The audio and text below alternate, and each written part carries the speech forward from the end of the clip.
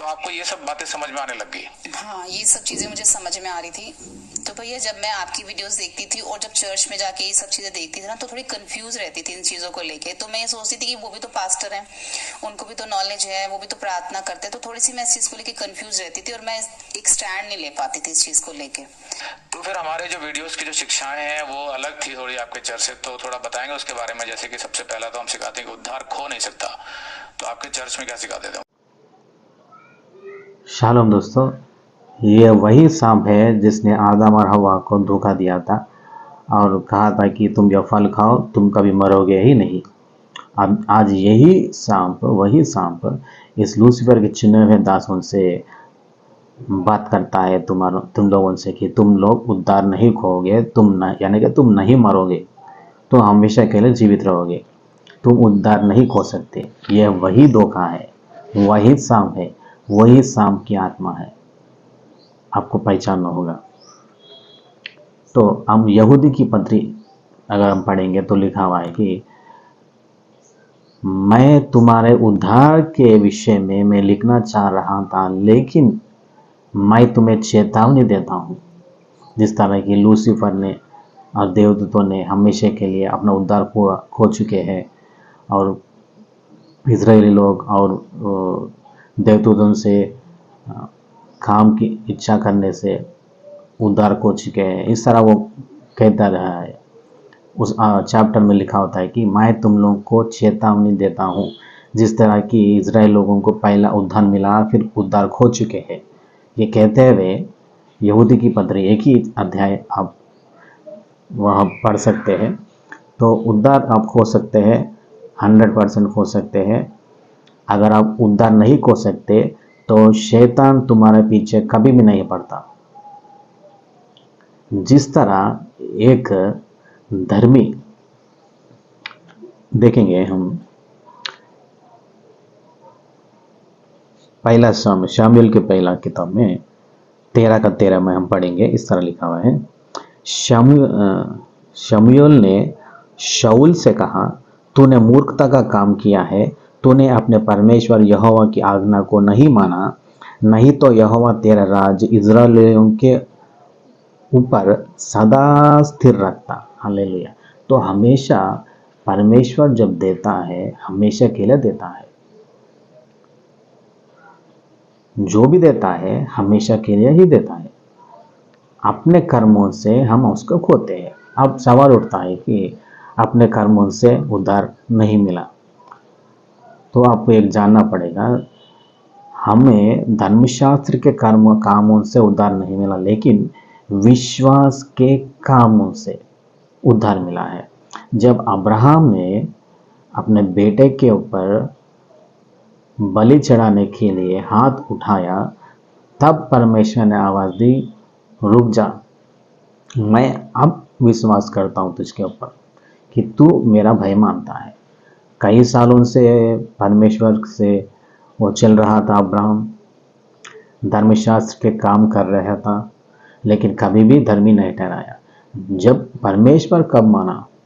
जब विश्वास के काम, जब हाथ उठाया है अपने बेटा को बलि देने के लिए, विश्वास के कामों से धर्मी ठहराया। इसी तरह हर मसीह को विश्वास की परीक्षा में जाना पड़ता है।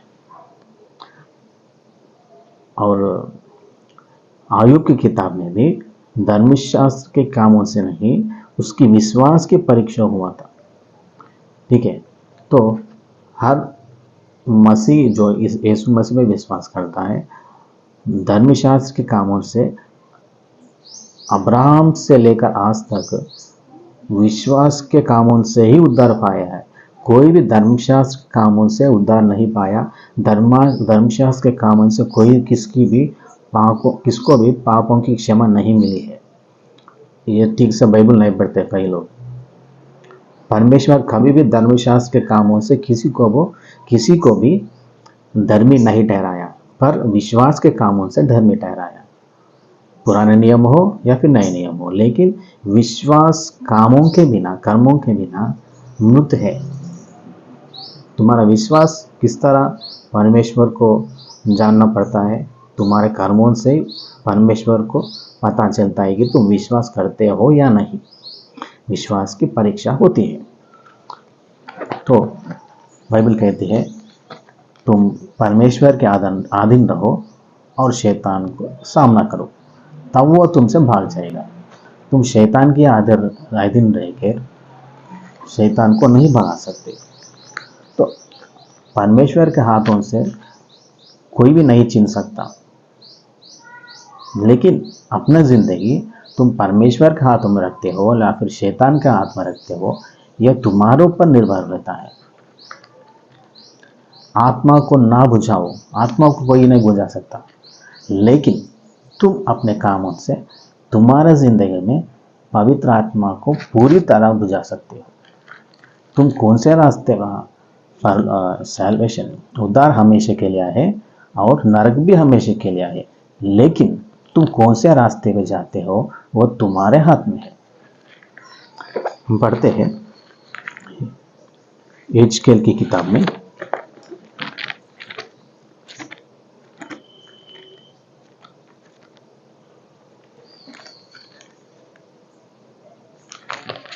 एजकेल किताब 18 में 24 से हम पढ़ेंगे। तो परंतु जब धर्मी अपने धर्म से फिरकर टेढ़े काम वरन दुष्ट के सब घृणित कामों को अनुसर करने लगे तो क्या वह जीवित रहेगा? जितने धर्म के काम उसने किए हो उनमें से किसी का स्मरण ना किया जाएगा। जो विश्वासघात और पाप उसने किए हो उसके कारण वह मर जाएगा।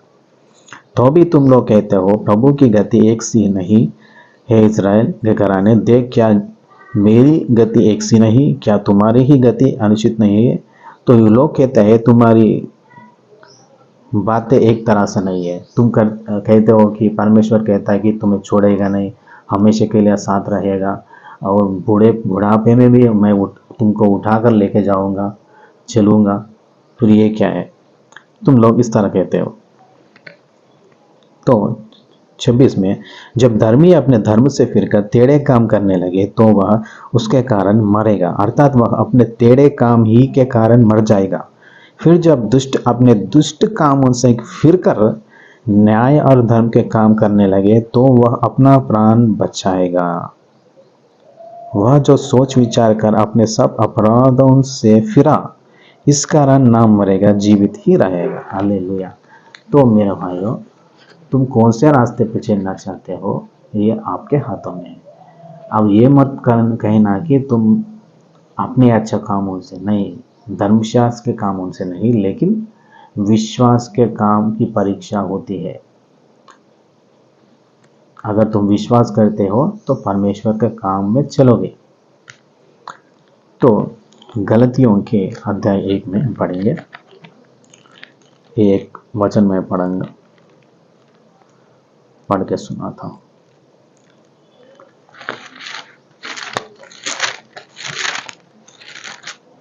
गलतियों का अध्याय 1 वचन 6 से हम पढ़ेंगे। मुझे आश्चर्य होता है कि जिसने तुम्हें मसीह के अनुग्रह में बुलाया उससे तुम इतनी जल्दी फिरकर और ही प्रकार के सुसमाचार किया और झुकने लगे, परंतु वह दूसरा सुसमाचार है ही नहीं। पर बात यह है कि कितने ऐसे हैं जो तुम्हें घबरा देते हैं और मसीह के सुसमाचार को बिगाड़ना चाहते हैं। परंतु यदि हम या स्वर्ग से कोई दूत भी उस सुसमाचार को छोड़ जो हमने तुमको सुनाया है और कई और सुसमाचार तुम्हें सुनाए तो शापित हो। जैसे हम पहले कह चुके हैं वैसे ही मैं अब फिर कहता हूँ कि उस सुसमाचार को छोड़ जिसे तुमने ग्रहण किया है, यदि कोई और सुसमाचार सुनते हैं तो श्रापित हो। तो जो यीशु मसीह को प्रेम नहीं रखता वो भी श्रापित है, बाइबल कहती है। तो यीशु, ये सारे लोग कल्ट है, जैसे कि मोर्मन दूसरा सुसमाचार, उस कुछ वचन को निकाले हैं, कुछ किताबों को जोड़े हैं, और जो जोड़ता है और निकालता है उसका नाम परमेश्वर हमेशा के लिए जीव ग्रंथ में से निकाल देता है। जिसका नाम जीव ग्रंथ में से निकाला जाता है, परमेश्वर उनसे कहता है कि मैं नहीं जानता कि तुम कौन हो। क्योंकि जिसका नाम लिखा होता है उसी को परमेश्वर जानता है। तुम कुछ भी अच्छे काम करने दो परमेश्वर के नाम से, जैसे कि मोर्मन कल्ट है, जेहोवा विटनेस है, ये सारे लोग कहता है, परमेश्वर कहता है कि इतनी जल्दी फिरकर और ही प्रकार का सुसमाचार की ओर झुकने लगे। और दूसरा सुसमाचार है ही नहीं, पर ये है कि तुम्हें घबरा देते हैं, सुसमाचार को बिगाड़ना चाहते हैं। तो कोई देवदूत भी अगर तुमको दूसरा सुसमाचार जो यीशु का थोड़ा सा बदल कर सुनाते हैं, तुम उसकी तरफ जाते हैं, हमेशा के लिए फिर वापस नहीं आओगे, तुम उद्धार खो चुके। और 666 की छाप जब इस दुनिया में आएगा, जब कई लोग उद्धार को छोड़कर चले जाते हैं, कई लोग उद्धार खो सकते हैं। अगर उद्धार नहीं खो सकते तो शैतान कभी भी किसी भी मसीहा को नहीं सताता। उद्धार खोने का चांस है, इसीलिए तो शैतान तुम्हारे पीछे पड़ा है। सो किसी भी प्रकार के धोखे में मत जाओ, सावधान रहो। चेतावनी परमेश्वर देता है, सावधान रहो। जय मसीह की।